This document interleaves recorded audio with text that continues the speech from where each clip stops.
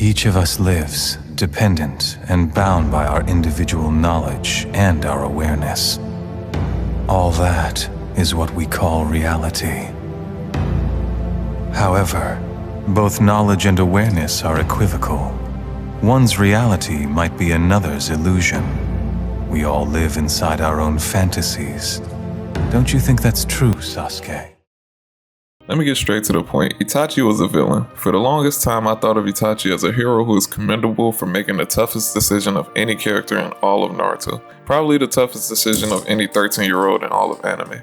The decision to wipe out your entire clan and bloodline. Itachi is a very complex character, and I'm not sure if it's because I matured or have just spent more time thinking about his character, but I don't see him as the anti-hero Kishimoto tried to portray him as. I think it's important to clarify that this doesn't make him a bad character at all. Actually, it's good. The best characters are the ones who are not straightforward and are put in situations that force them to make tough decisions. Sometimes decisions that we as viewers might not agree with. When you look at Itachi's decision on a macro scale, he did possibly prevent the entire ninja world from entering another great ninja war. However, this doesn't justify his actions on a micro scale. To be a hero means to carry yourself with nobility and a set of moral values that are highly unselfish. A hero always strives for the greater good of the public over the self. This is the exact opposite of what Itachi did. Itachi was given the ultimatum by Danzo to die with the rest of the Uchiha in an attempted coup against the Leaf, or the option to kill the entire Uchiha and spare his brother Sasuke. This ultimatum, however, was definitely a manipulation tactic by Danzo to make Itachi feel like he was cornered. Danzo made Itachi feel like those were his only two options when that was not the case at all. For example, Itachi could have gathered less radical members from both sides and pushed for a compromise. The Uchiha were not all dead set on destroying the Leaf just for the sake of it. Rightfully so, they felt mistreated by the Leaf's higher-ups. The Uchiha were pushed to the edge of the Leaf village and made head of the police force, which in turn made them ostracized by other clans of the village. Another option Itachi had was the option to simply do nothing. A lot of people would classify Itachi's decision to kill the Uchiha as an act of utilitarianism. The philosophical belief that actions are right if they are useful or benefit the majority. However, utilitarianism does not equal heroism. I'll give you an example. Let's say you're a part of a pirate crew, and an enemy pirate crew invades your ship and takes control of you and all of your men. And they tell you the only way for you to survive is if you shoot one of your crewmates, everyone else gets to go free.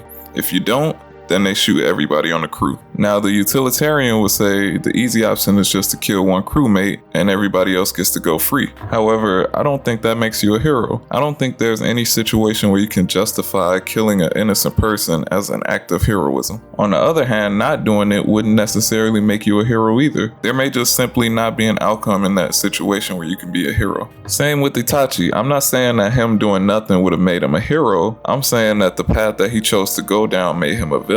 A villain is a character whose evil actions or motives are important to the plot. Looking at Itachi's actions separate from his motives to the side, his actions were inherently evil. Whether or not his motives were evil can be debated. You can say he did it for a good cause, or you can say he was just selfish and chose to protect the person he loved most, Sasuke. Itachi's actions were too immoral to justify calling him a hero in any sense of the word. Not only did he massacre the radical Uchiha, but also the innocent men, women, and even kids. As if that wasn't enough to classify him as a villain, his treatment of Sasuke was handled terribly. He pushed Sasuke down a path full of nihilism, hate, and revenge. When Sasuke sees Itachi the night of the massacre, Itachi tells him to fuel his hatred and use it to get stronger. This, along with the trauma of his whole family being killed and Itachi making him relive it in the Tsukuyomi, was cruel to say the least. Itachi's motives may have been from a good part of his heart, however his actions were too wicked to justify his acts of heroism. To be a hero is to prioritize the peace and happiness of others over yourself above all else. Itachi himself admitted his actions were flawed when he spoke to Sasuke before ending the Edo Tensei. The night I left you, I did everything Danzo and Tobi told you I did. I have always lied to you and asked for your forgiveness while keeping you at a distance.